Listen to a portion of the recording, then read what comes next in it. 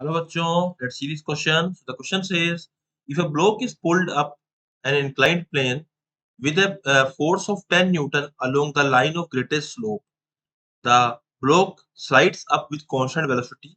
If the block is pulled down down the inclined plane with a force of 8 Newton along the line of greatest slope, the block slides down with a constant speed. Find the force of kinetic friction between the block and the plane. Okay, so here in this question, we will write the key concept. We will write the key concept.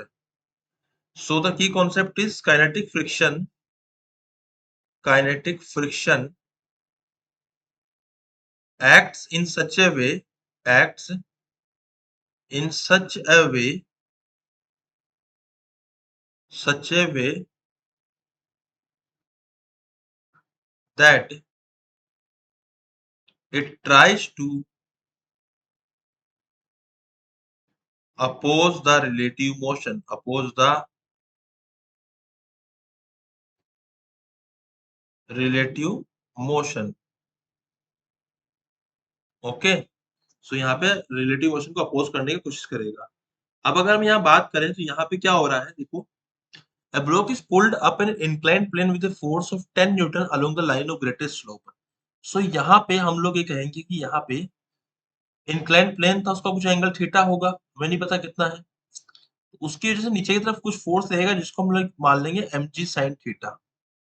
Okay, अब ये जा रहा है 10 Newton ऊपर से and बोला है कि 10 Newton along the line of greatest slope the block is slides up with a constant speed velocity.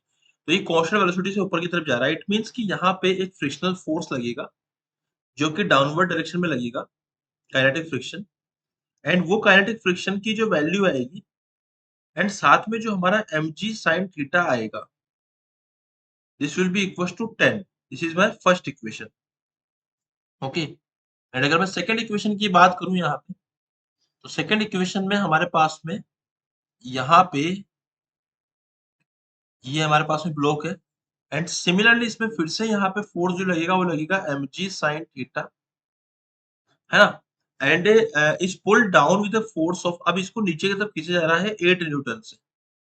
Suddenly friction जो लगेगा काइनेटिक पीछे की तरफ लगने लग जाएगा.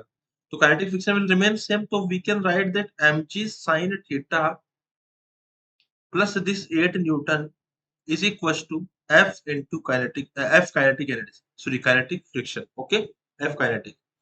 तो यहाँ से अभी इस क्वेश्चन में अगर हम ध्यान से देखें इस वाले पोर्शन में, तो what we can write that 8 will be equal to fk minus mg sin theta.